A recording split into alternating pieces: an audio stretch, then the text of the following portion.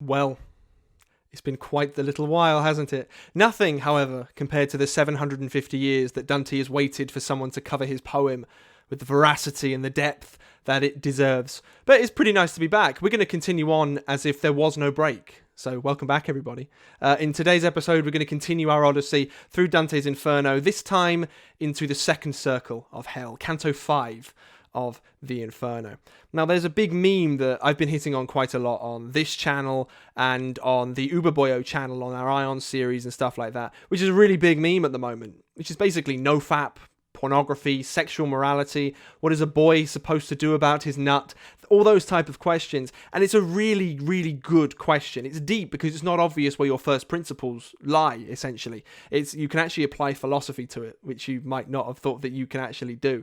But that's exactly what Dante covers in this particular canto, is sexual morality and what that actually means.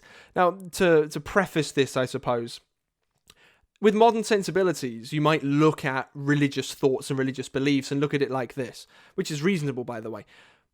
There were religions, like we'll say Judaism with the Mosaic law, and God would smack you down and send you to hell or destroy you, if it's Sodom and Gomorrah.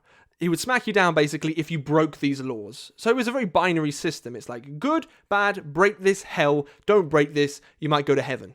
Or at least not go to hell. And it's kind of arbitrary. And now as time has ticked on and on and on, it's becoming harder and harder to just accept God exists in the way that it's described in this book. Even the fact that God exists, science is a huge, huge force in the world right now, and more people are turning away from God than ever. So what happens? Well, this was Nietzsche's death of God idea. Our morality changes, basically. So what's the most powerful human drive and essence? It's the sexual one, basically. Hunger, sleep, thirst, shelter, and sex, basically. The urge to reproduce. So once you start to decay that Christian gloss on top of the Western civilization, well, sexuality comes back in full force. And you see that with the sexual revolution. It's like, well, now I can sleep with anyone I want. I can jack off as much as I want. I can experiment. Sex is purely a mechanical act. There's nothing metaphysical to it, which is actually a really interesting question. And it does beg the question, what's wrong with that particular frame? And I think Dante addresses that beautifully in the form of poetry, as he does with everything. He doesn't bring out arbitrary laws and go, you broke the law, so you're going to hell. If he did that, it wouldn't be a famous poem, because that's just a bunch of bollocks, basically. He frames it with a new metaphor, and that metaphor is control. That who's really in control here? Is it you, or is it your urges? And if it's your urges, what makes you think that they're not like another part of you that's cognizant and is worshipping their own God? Maybe you should be aligned and in control. And of course, you can apply this to all kinds of addictions and all kinds of behaviors, as he does repeatedly throughout the Inferno. But this is where it really first comes into full force, is this idea of sexual morality. So that's what we're going to talk about today. We're going to go through what Dante thinks about sexual morality, why it is important, what it might involve. And he's also going to bring up a really sad example from his own personal life as to what happened when you let your sexual morality go out of control. But he does it in a very nuanced way. He does it by linking it with love. So where's that line between love and lust is another question that we're going to be addressing. So without any further ado, let's do it.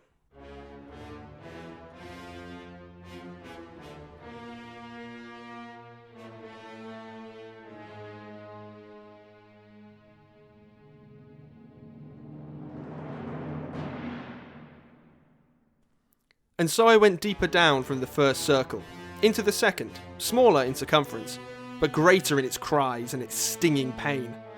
Minos was there, scowling and terrible, examining the faults of new arrivals. He judges them, and sends each to his place. I tell you, when the ill-born spirit comes to him, there is nothing that is not confessed, when he takes cognizance of any sin.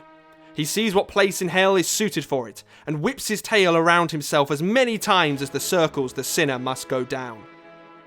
A crowd of sinners always stands before him. Each of them takes his turn to go to judgment. They speak and listen. Then they are swirled away. "O you who come into this place of pain," said Minos to me when he saw me there, and for a moment he paused from execution. "Be careful how you enter and whom you trust. Do not let yourself be tricked by the wide entrance." And then my guide said to him, "Why do you call out? Do not impede him, for his going is fated. It is willed where everything is possible. If it is willed, and ask no further questions.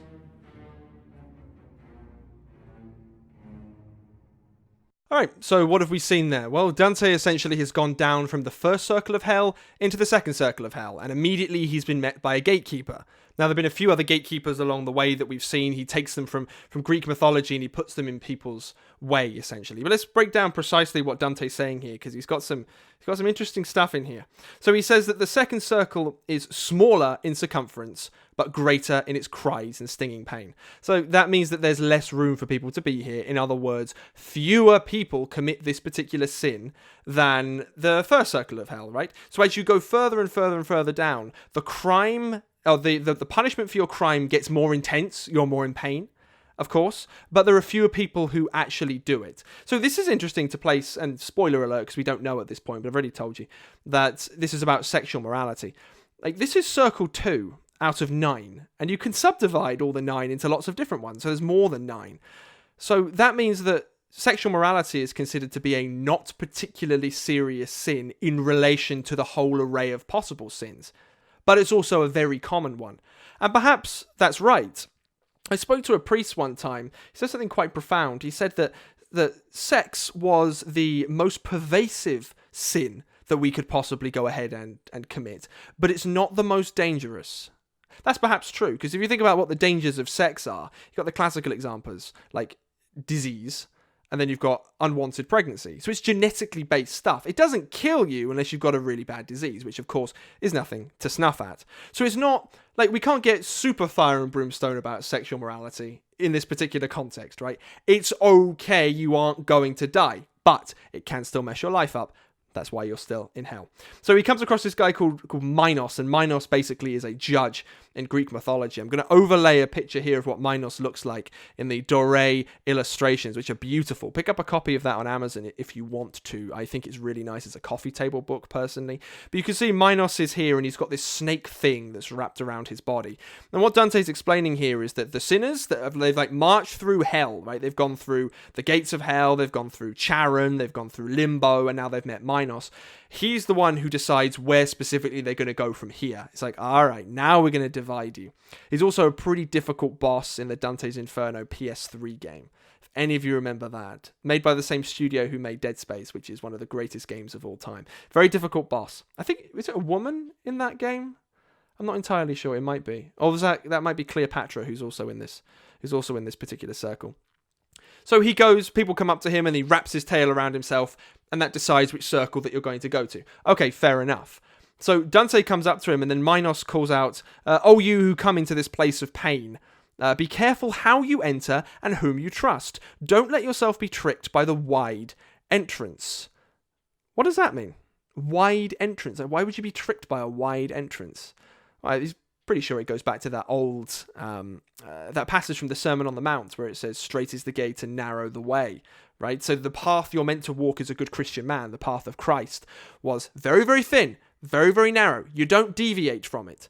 That's why nobody does it, because it's very difficult. That's why you find very watered down versions of Christianity today, because it's unbearable to do what Christ did, to live a perfect, morally clean life and then be martyred at the end for what you believe in, to suffer needlessly and then die at the end. No one does it. So do not be tricked by the wide entrance. It's like there's a multiplicity of possibilities here. But the problem is, most of those possibilities, and as we're in hell, all of those possibilities lead to complete and utter doom and destruction. And that's kind of at the center of the Christian worldview. If you really think about it, there is one path you can walk. Perhaps there's slight variability, depending on your career perhaps, or your type of relationship that you want. But morally, it's like, these are the things that you do. Everything else is going to destroy you. And that is a sophisticated philosophy. Is that true? Well, only you can answer that for yourself, I guess. Is it postmodern and you can do whatever you want? Or is there a small multiplicity of things that you can actually do? That's worth considering, which is built into one line in here. And he says, be careful how you enter and whom you trust. So it's a dangerous place to go into, right? There are horrible things around that are going to mislead you because you're in hell. And then you can contrast that with what Dante says next, or with what Virgil says next, which is, "Shut up, Minos, naughty boyo, don't impede our good friend, for his going is fated. It is willed where everything is possible. Ask no further questions." So we've got a contrast here. God is in control over hell, basically. If God says this guy will pass, then this too shall pass, right? You're allowed to go and access places because it's the will of God. But do not let yourself be tricked and how you enter and whom you trust. That means there is naughtiness going on. Lost souls can still be led astray, even under God's domain. And that's a philosophical question and theological question in and of itself. God is there. He's in control. He's saying, Dante, you can go here, but I'm not going to protect you. That's on you to protect yourself. That's a very, very deep theological question. And something I think we've all got to wrestle with. You know, if God is out there trying to look out for us, he's created this world for us. He's not going to hold our hand, though. When Christ was there in the Garden of Gethsemane, he was there sweating blood and crying tears. And God wouldn't even save his only begotten son. So that goes to show that, you know, if you look at it literally, like we like to do in the modern age, God's an unfair beast and we can't trust him. If you look at it psychologically, this is the structure of reality. The world is filled with possibilities, just like it's saying here. You know, the straight is the way and narrow. What was it? Straight is the gate and narrow the way, right? So there are a multiplicity of opportunities out there for you. And God's not going to hold your hand to decide which path you're going to go down. Let's continue with the book.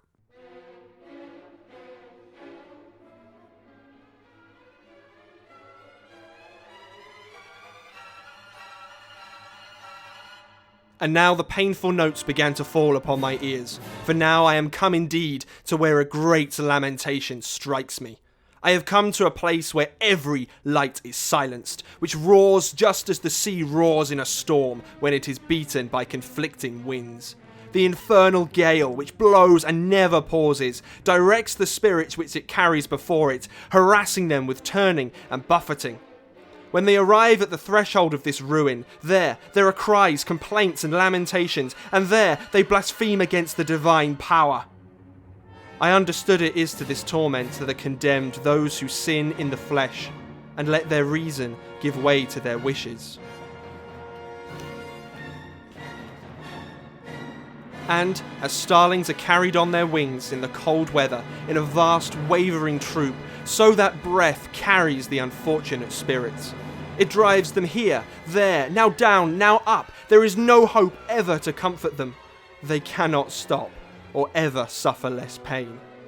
And as the cranes go, chanting as they fly, stretched out in a long ribbon in the air, I saw the approaching shadows, uttering cries as they were carried by the trouble I have spoken of. And so I said, Master, who are those people who are so punished by the black air?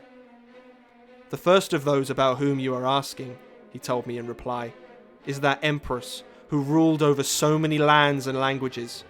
She was so at the mercy of sensuality that she made laws allowing what she liked, so that her own conduct could not be blamed. That is, Semiramis, of whom we are told that she succeeded Ninus and his wife. She held the land which the Soldan now rules. The other is she who killed herself for love, and broke faith with the asses of Sychaeus. And there you see the lustful Cleopatra. See, Helen, who brought about such evil times which lasted for so long, and great Achilles, who, in the end, was in combat with love. See Paris, Tristram, and then more than 1,000 shadows he showed me, named and pointed out those whom love had separated from life. When I had heard my instructor in this way, naming the ladies and lovers of former times, I felt pity and was as if bewildered.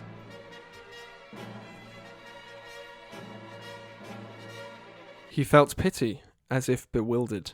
Here we go, Dante taking the fecking moral high ground. Right, so we're going to break this down. There's quite a lot in there. So what happens? So he now descends further into the second circle. He gets past Minos. And what does he see? Well, he sees a massive gale, essentially. He's looking out on this hill. Again, I'm going to interject, vroom, just like that. A picture of the Doré illustrations of what's going on. You can see a big gale of people in the distance where Dante is standing. And it's like, what's going on here? Why is there a gale of people blowing around? And there are famous people in this gale. That's kind of a strange thing to say. But let's break this down a bit further before we jump too far ahead. So He comes to a place where a great lamentation strikes him. Standard stuff. Okay. I come to a place where every light is silenced. That's another interesting biblical metaphor, because another thing Christ said on the Sermon on the Mount was, let your light shine. Okay, so you have, Christ describes it in quite an interesting metaphor. He says, like, would you be a candle maker and make a great candle and put it under your bed? No, you fool! That is stupid. Don't do that. Instead, let your light shine for all to see. But Dante is saying this is a place where every light is silenced. Not has been silenced by itself, but is silenced. So it's a place where you don't have any potential. You don't have any future. You don't expand out into the universe and explode onto the world stage. You're done. You're screwed because of the sin that you've committed. And you can look at it, again, you can look at it on the surface of it of like, well, that's not fair. They're just having a lot of sex. It's like, no. Their potential is destroyed because they've chosen to prioritize another god over the god of potential, that you could say. That's quite a horrible line. So there's an infernal gale which blows and never pauses and directs the spirits which it carries before it.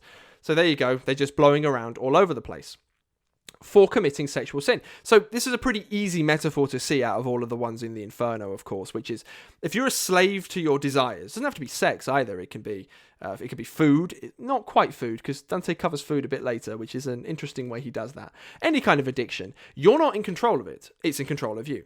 So you could be sitting there, for example, and say you're addicted to pornography. You could be sitting there and you get an urge to go and engage in pornography. Well, what is that precisely? That's your body going, you're going this way now. You're directing this much energy towards this. This is how you're going to spend your time. You're a slave, basically. You are a slave. St. Augustine said it when he's like, you have as many masters as you have vices. You are in a gale that's blowing around all over the place. And because sex is so tied to the emotions as well at the same time, your emotions go up and down and up and down and up and down, just like a gale, right? You could fall into a pit of depression with this, or you could fall into jubilation with this. You could be pulled this way, you could be pulled that way. I'm going to have sex with that girl tonight and that girl next weekend. You don't know where the hell you're going. There's no direction. It's just you are a slave to your wishes. And that's a pretty obvious metaphor, I do believe. So he also says this is where people rest when they allow their reason to give way to their wishes. And again, that's an interesting idea. He's not prioritizing reason here over the dreamlike Disney state. He's not saying that, but there is something within you that wishes for things. Like when they say in Pinocchio and Disney, when you wish upon a star. It's a beautiful song and it resonates with people for precisely that reason. We all know what it means, right? But can you have bad wishes? Like really? You can think about this yourself if you want to. When you're drifting off to sleep, or when you're in the shower, or you're just walking around the town doing chores, do you ever fantasize about certain things? Like the person who you want to be, the life you wish you would live? I know I do, and oftentimes the fantasies are a bit grandiose. They're a bit, that's never going to happen. That's way too good for that ever to be true. Not sexual fantasies, by the way, just general fantasies. And I don't believe people, unless you're a really corrupted individual by the shadow, speaking objectively, that your dreams and your wishes are bad. They're always good in some capacity. You could say that's cultural brainwashing and that's programming. I don't think so. I think the conscience is far more sophisticated than that. It seems to be cross-cultural as well when you really look at it. So you have wishes, but you also have wishes that aren't good for you. So where do those wishes come from? And why do they exist? And you could describe it in terms of evolutionary biology, which is a good frame I like to default into. It explains an awful lot. Where, we have the urge to reproduce. Okay, so we're going to go have sex with something. Or we're going to go watch porn because it tricks the brain to think that we're reproducing. Or we're going to go eat tons of sugar because that's what we've evolved to do, to go find loads and loads of sugar, right?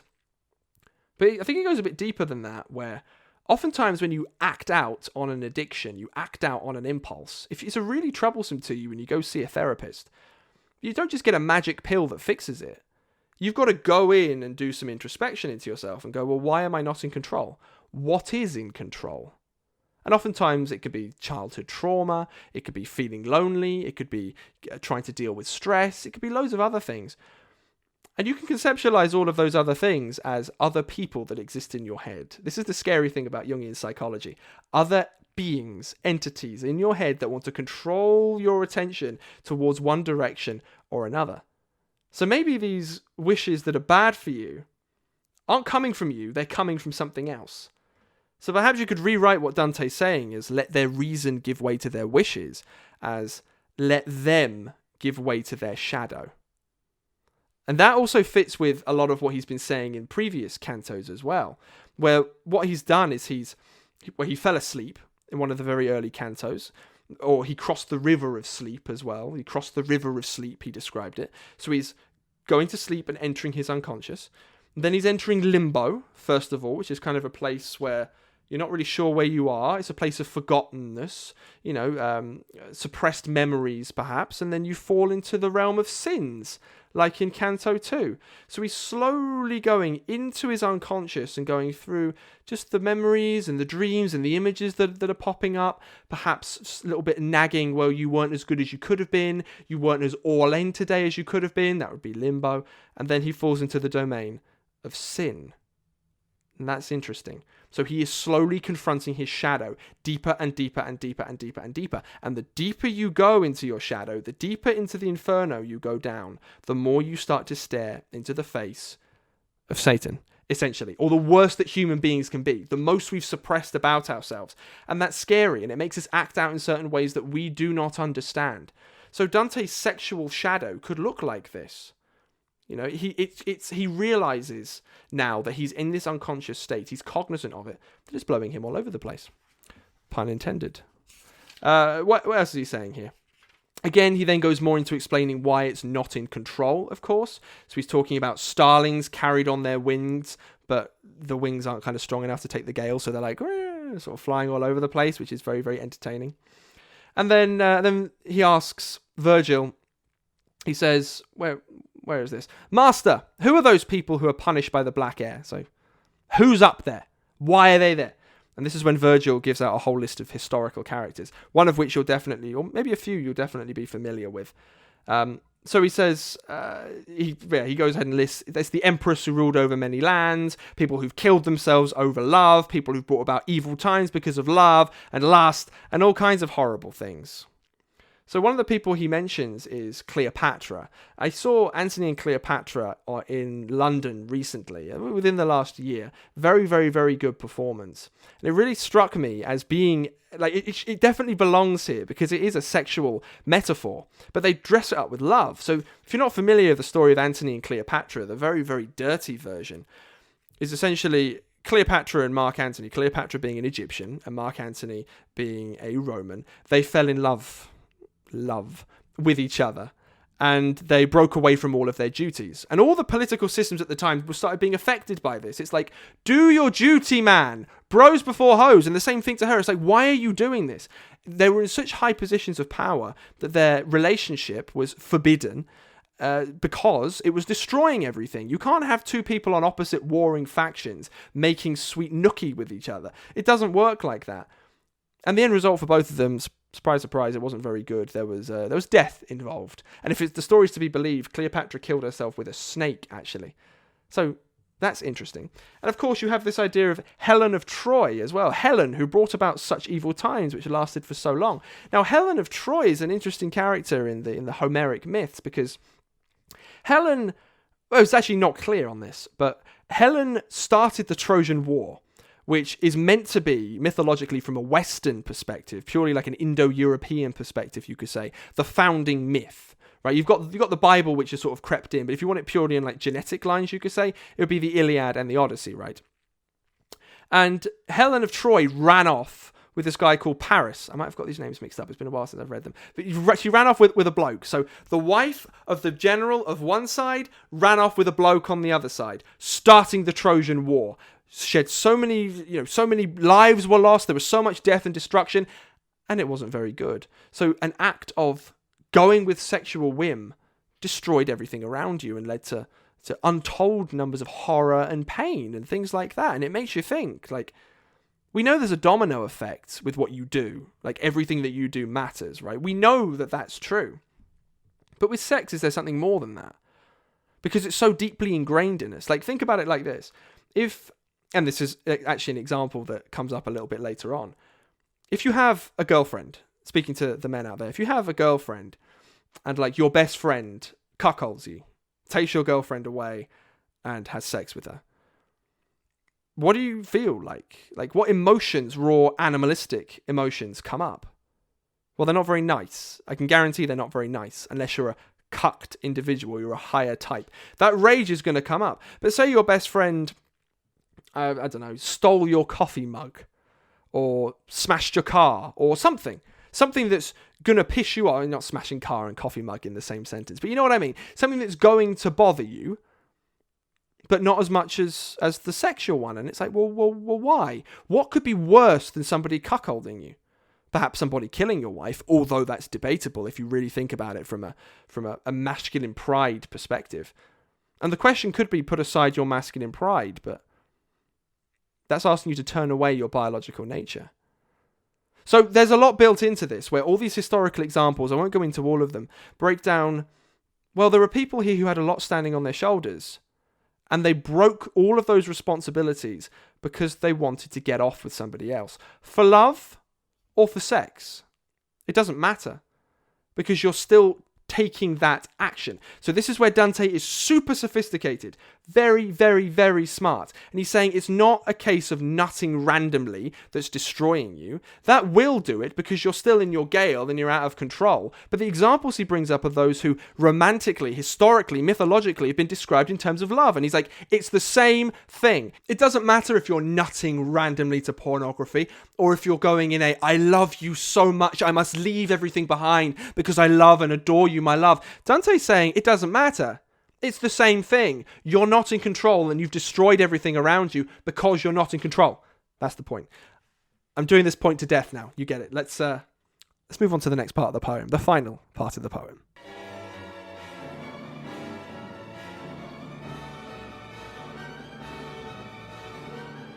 I began, "Poet, I should like, if it were possible, to speak to those two who are coming side by side and seem to be so light upon the wind." And he said to me, "You will see them when they come a little closer to us. You have only to ask them, invoking the love that brings them, and they will come." As soon as the wind blew them to where we were standing, I raised my voice. "Oh, you two panting spirits, come now and speak to us, if it is not forbidden." And just as doves called home to their desire, with stretched and steady wings, back to the nest, come through the air because instinct carries them, so, separating from the flock where Dido was, they came towards us through the malignant air. So strong was the affection of my cry. "O kind and gracious living creature, who go through the darkened air to visit us, although when allied we dyed the world with blood. If only the King of the universe were our friend, we would pray to him that you should have peace, because you pity our perversity. Matters it pleases you to hear and speak of, we will now hear and speak about to you, while the wind is silent as it is now. The country that I was born in lies along the coast, just at the point the Po descends, to have some peace among its followers. Love, which quickly fastens on gentle hearts, sees that wretch, and it was for the personal beauty which was taken from me. How it happened still offends me. Love, which allows no one who is loved to escape, seized me so strongly with my pleasure in him, that, as you see, it does not leave me now. Love led us two to find a single death. Cana awaits him who brought us to this end. These were the words which came to us from them." When I'd heard those souls in their suffering, I bowed my head, and kept it bowed so long that at last the poet said, "What are you thinking?" When I replied, I started, "Oh, alas, that such sweet thoughts, desires, that were so great, should lead them to the misery they are in." I turned to them again, and spoke again, starting this time. "Francesca, your great sufferings make me weep for you out of sadness and pity. But tell me, in the time of those sweet sighs, how and on what occasion did love allow you to experience these uncertain desires?" And she replied, "There is no greater sorrow than to think backwards to a happy time, when one is miserable. Your instructor knows this, but if you have such a desire to know the first root of our love, then I will tell you, although to do so, it will be as if I wept. One day, when we were reading, for distraction, how Lancelot was overcome by love, we were alone without any suspicion. Several times what we were reading forced our eyes to meet, and then we changed colour. But one page only was more than we could bear. When we read how that smile, so much desired, was kissed by such a lover in the book, he who will never be divided from me kissed my mouth. He was trembling as he did so. The book, the writer played the part of Galahad. That day we got no further with our reading. While one of the spirits was speaking in this manner, the other shed tears that, out of pity, I felt myself diminish as if I were dying, and fell down as a dead body falls.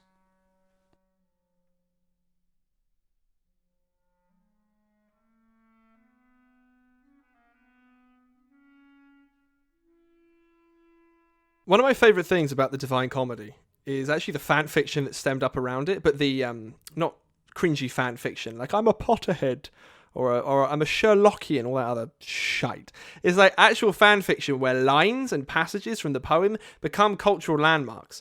So tons of people have heard, maybe not these days, but tons of people would have heard of Francesca and Paolo, which is the story you've just heard if that came across with a really bad impression. Everyone's heard of this thing back in the past. It's like, well, why? There's famous artwork of it. I will zoom, there you go, across the screen. That's Francesca and Paolo. Very beautiful artwork. Like, why would this grab people? Now, this is a story that Dante knew about in his own life. It was like contemporary on the news, you could say, back in Dante's time. Essentially, the story is there was a girl called Francesca, and she was married to a man. And the man had a younger brother called Paolo.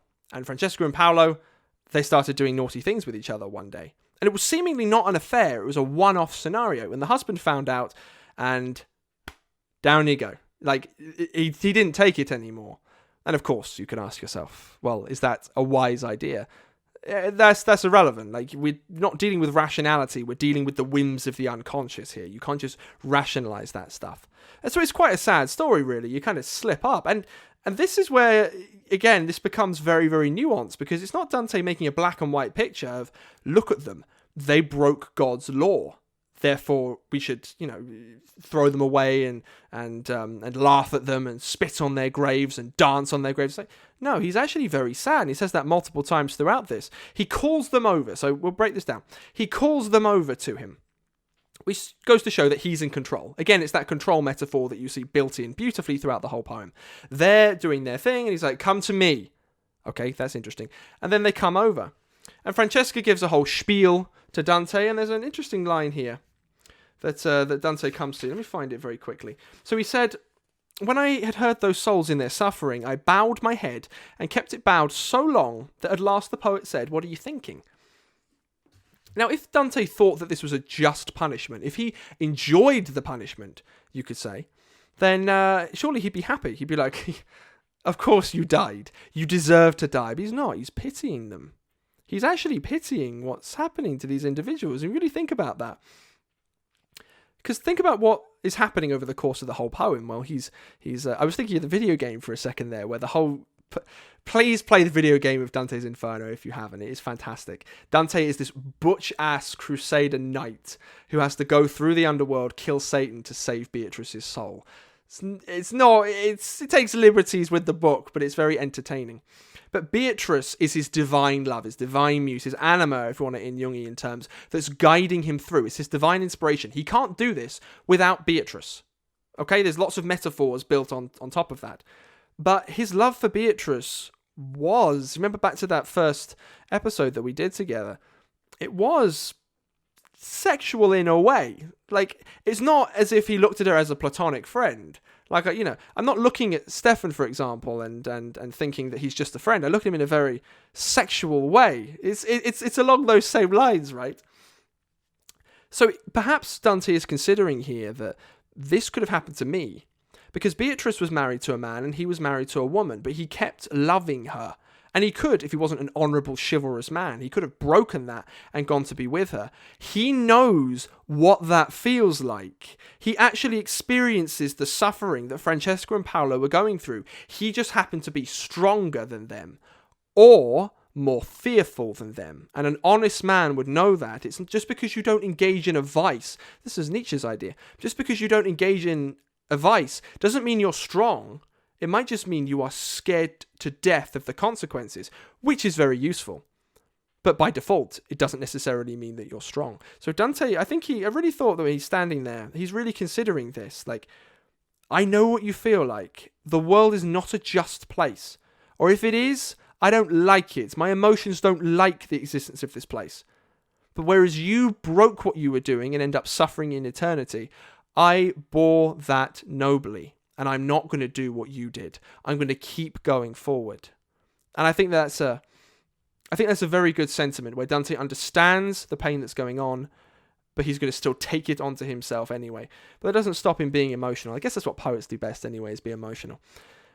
And the way that this story ends, this canto ends, is while one of the spirits was speaking in this manner, the other shed such tears that, out of pity, I felt myself diminish as if I were dying, and fell down as a dead body falls.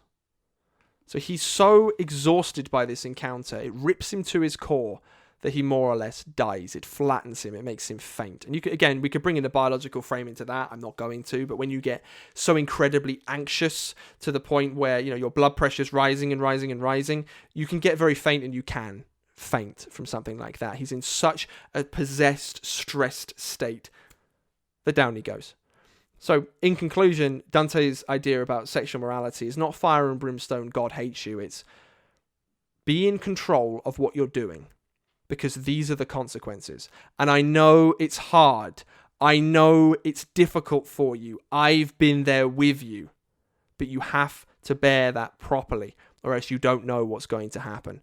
Either you destroy your kingdom, you bring great evils upon your family and friends, you damage your relationships, you hurt what's happening to your children and their upbringing perhaps, or even someone comes along and kills you because you've cuckolded them. So there you go. Thank you everybody for watching today's episode of Dante's Inferno. I will leave you now. Have a wonderful day. I will do a shameless plug of the Patreon down below. Do not click away yet. I want to tell you what's in it very, very quickly. We've been running this for about a year now. We have a Discord in there where we all hang out with each other all the time. We post stuff to each other. We talk to each other. There's sometimes live hangouts that are done. There's whole packages of services and wonderful things over there. And it'd be really nice to get to know you, because it's very difficult to find people who are like-minded on the internet. Who else would read Dante's Inferno and listen to Dante's Inferno for fun? So if you want to, come hang out with me, come hang out with Stefan, come out with the whole Boyo Brigade. It'd be wonderful to see you there. Until next time, have a blessed day, everybody. See you again next time.